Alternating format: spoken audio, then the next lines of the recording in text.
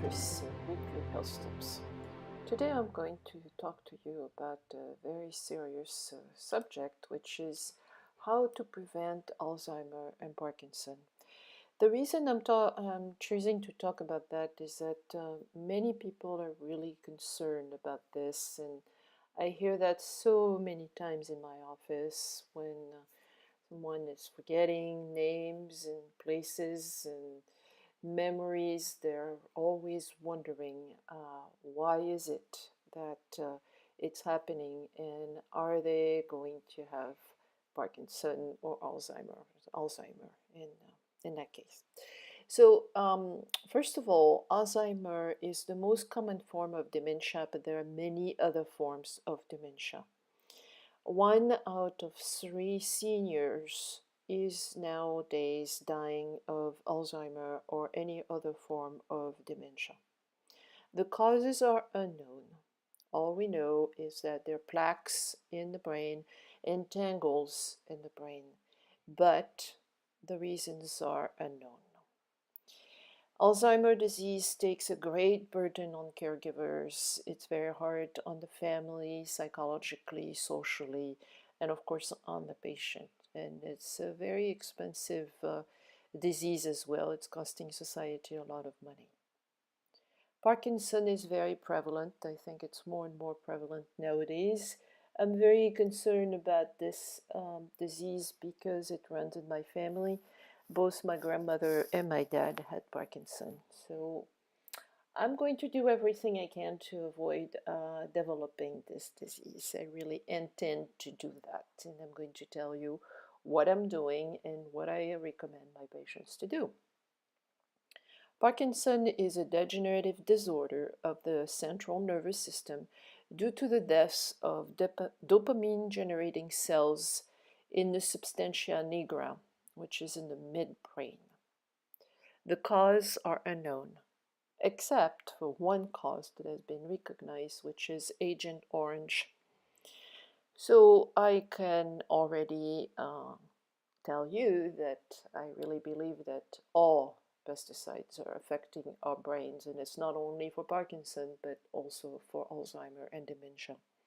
Stay away as much as you can from anything that is pesticides and insecticides. Don't use it in your garden, don't use it, and buy organic veggies and fruits.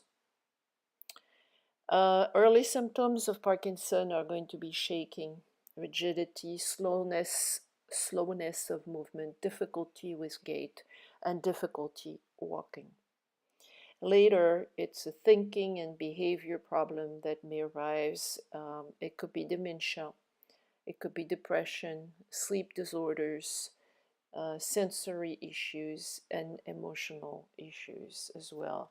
The way to diagnostic it is, of course, symptoms and neuroimaging. Same thing for Alzheimer. They can see shrinking of the brain.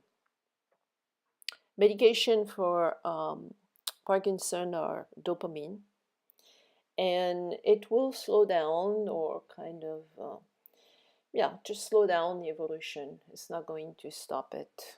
The problem with dopamine medication is that one of its major side effects is dyskinesia.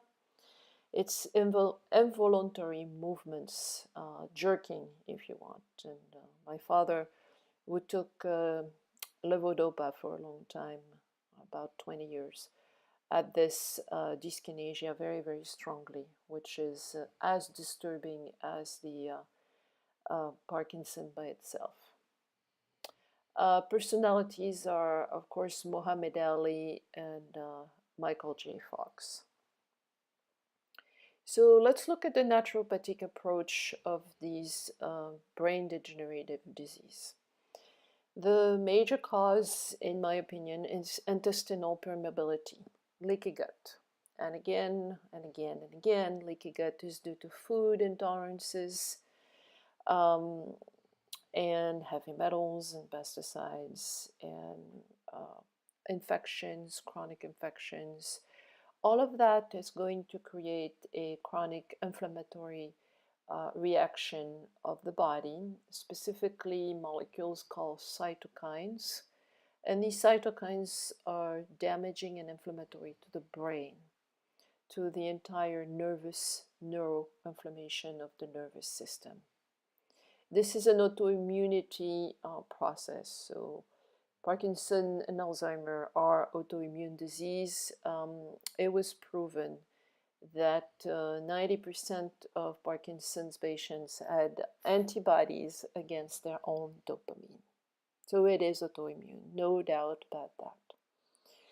And this process will affect the brain and slow it down and damage it slowly but surely. Other causes are lack of sleep or poor quality of sleep, which impairs the brain cells' rejuvenation. Other causes are the usage of statins. I think statins are a disaster for the brain. We absolutely need cholesterol for brain cell protection. Our brain is made of fat. We're really fat heads.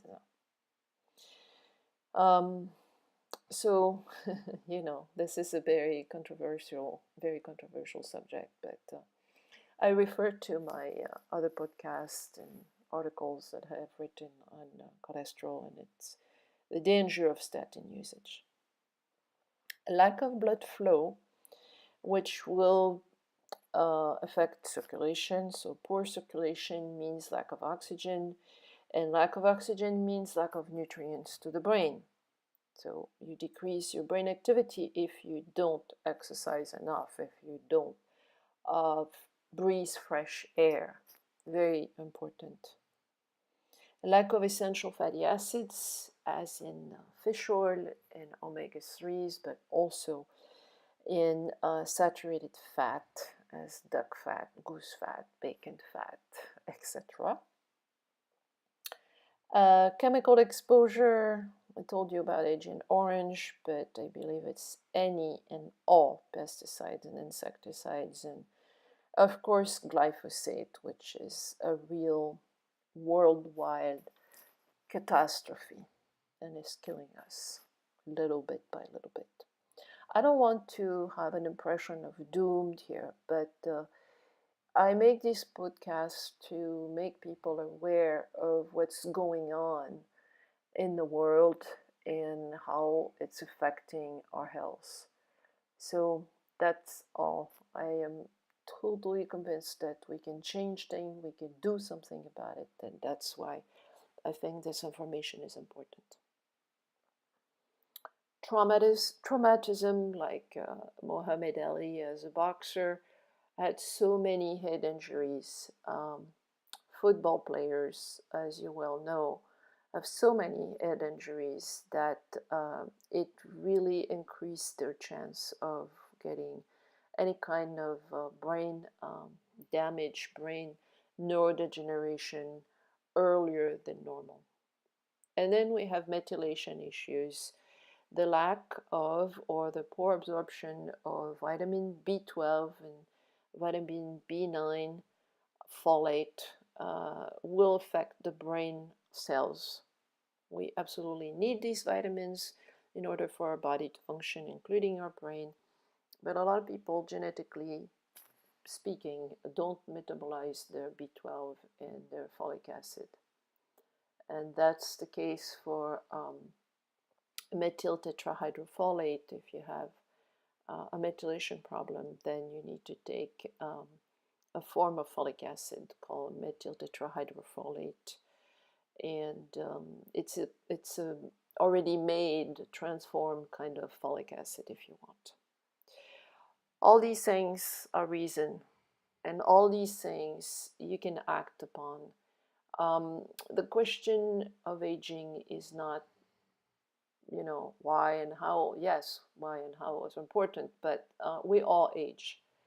Our brain, as our body, are aging from day one of our birth. The big question is how fast. And it's not normal to be 35 and to have memory loss. And it's not normal to be 35 and saying, well, I can't concentrate as well as I used to. I can't drive as long as I used to. Are these damage of the brain permanent? Can we do something about it? Would it get worse? These are all the questions that I'm going to leave you with until my next podcast, because I'll need another 10 minutes to explain how we can prevent these brain from aging too fast. In the meantime, I wish you a wonderful holiday season. I hope that you will enjoy family time, which is for me very important. And I'll see you and talk to you through this podcast next week. Have a great time. Bye bye.